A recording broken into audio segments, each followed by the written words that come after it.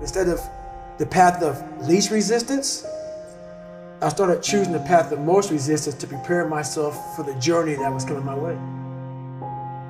And you realize through hard work, you can outwork anybody. No matter how badass they are. It starts with yourself, man. You gotta start diving into those things that you're afraid of. You don't gain confidence by going to the spot that makes you feel good. It's gonna be a false reality. And the second life gives you that challenge, all you wanna do is go back to what gave you confidence, is that happy spot.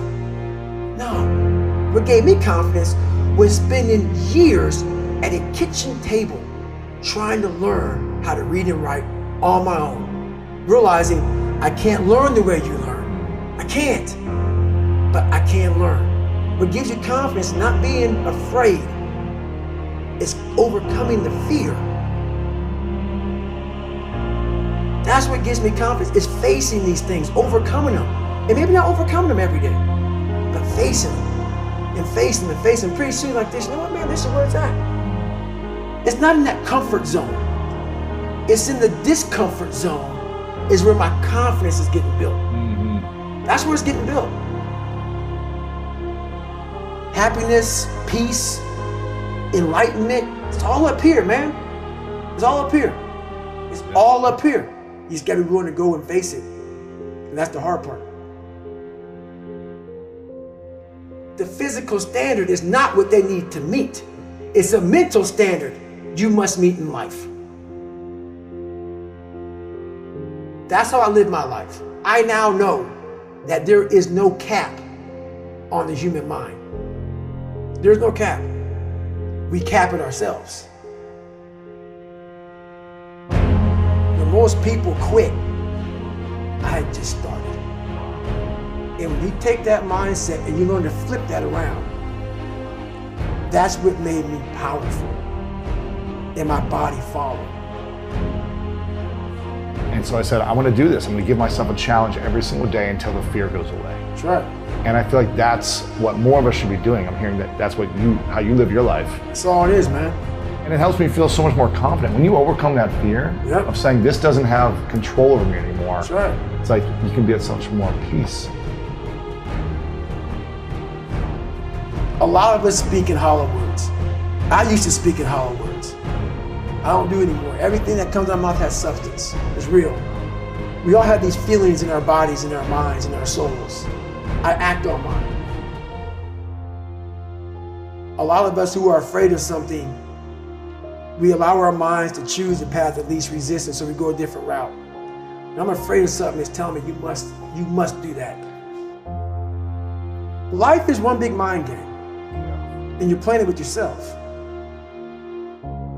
You cannot lose perspective of where you've come in life.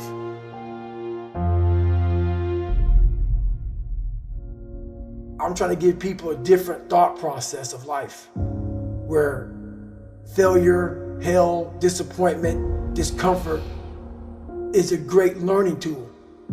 And many people don't understand that, but it's these few moments in life that you have. Like for me, I always talk about it. Rocky 1, round 14. That 1 2-minute and 13-second clip of Rocky getting up when Apollo knocked him down. That one clip, when I was going through a very bad time in my life, I saw what I wanted to be. And it wasn't a guy that won. It wasn't a guy that won everything he did. It was a guy that kept getting up after being knocked down. So I realized if that 2 minutes and 13 seconds changed my life, that's all it was. I saw something that I needed to be in the world I was living in. Maybe my story will give someone the 2 minutes and 13 seconds they need to change their life. Everybody's got a story. We don't share it on social media. We share our nice life on social media. We all have a dungeon. I'm just willing to talk about mine. Mental toughness isn't something that you sample.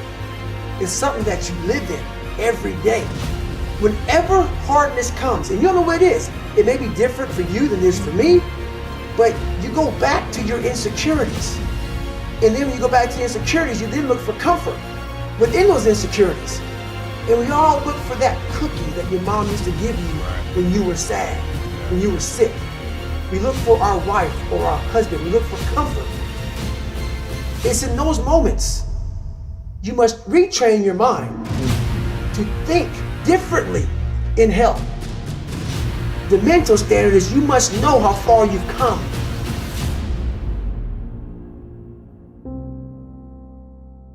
I walk in a room now and I know the hours and years and decades I put into David Goggins. That's something, it's not on the wall. It's not a trophy on the wall. It's not a medal around your neck.